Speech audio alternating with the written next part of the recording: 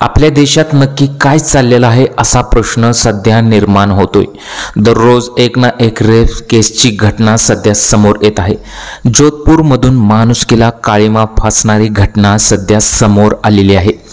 फक्त ती मुलगी 3च वर्षाची होती। माणूस अशा प्रकारचं कृत्य कसा करू शकतो असाच प्रश्न सर्वांच्या मनात निर्माण झालेला आहे। ही संपूर्ण घटना आज आपण पाहणार आहोत। या नराधमाला CCTVच्या फुटेजच्या माध्यमातून अटक केलेली आहे। ही संपूर्ण घटना आता आपण पाहूया। त्यापूर्वी गुन्हेगार XYZ या चॅनलला तुम्ही अजून सबस्क्राइब केलं नसेल तर जरूर करा।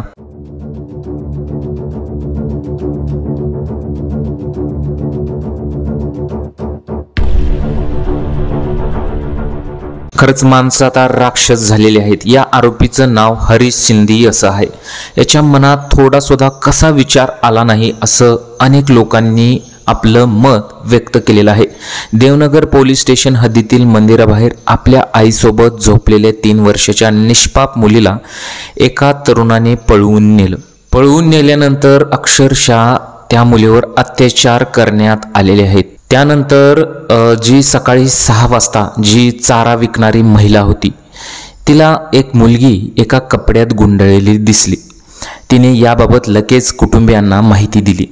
मुलीसोबत झालेल्या या भयंकर प्रकाराची माहिती आई वडिलांना 2 तासातच मिळाली।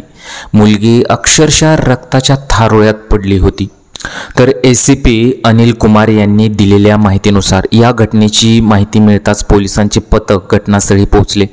आरोपीचे CCTV जे फुटेज आहे त्यांना मिळालं। व्हिडिओमध्ये आरोपी मुलीला आपल्या खांद्यावरून घेऊन जाताना दिसत आहे। मुलीला रुग्णालयात दाखल करण्यात आलं असून तिच्यावर उपचार सुरू आहेत। अमय कमांड सेंटरमध्ये कॅमेरा तपासून आरोपीला पकडण्यासाठी अनेक टीम तयार करण्यात आल्या होत्या। पोलिसांनी दिलेल्या माहितीनुसार शनिवारी रात्री 12 वाजेपर्यंत मुलगी तिच्या आई वडिलांसोबत मंदिराजवळ होती। मिळालेल्या माहितीनुसार आईस्क्रीम देण्याच्या बहाण्याने आरोपी मुलीला घेऊन गेला।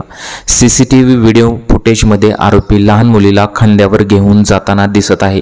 या घटनेने सर्वांनाच मोठा धक्का बसलेला आहे। तो तेथून घेऊन गेल्यानंतर अत्याचार तिच्यावर करण्यात आलेले आहेत। अक्षरशः ही घटना सांगताना सुद्धा काळजाचं पाणी होतंय, कारण की माणूस एवढ्या थराला आणि एवढ्या नीच प्रवृत्तीला कसा काय गेला असाच प्रश्न निर्माण होतो। याला कुठेतरी संस्कार कारणीभूत आहेत आणि आता तरी कुठेतरी नियम हे कडक करायलाच पाहिजेत। डायरेक्ट फाशी का होईना ही केली गेलीच पाहिजे। तुम्हाला काय वाटतं? तुमच्या प्रतिक्रिया आम्हाला कमेंट बॉक्समध्ये जरूर कळवा। जर तुम्ही गुन्हेगार XYZ या चॅनलला अजून सबस्क्राइब केलं नसेल तर जरूर सबस्क्राइब करा। भेटूया पुढील व्हिडिओमध्ये। नमस्कार।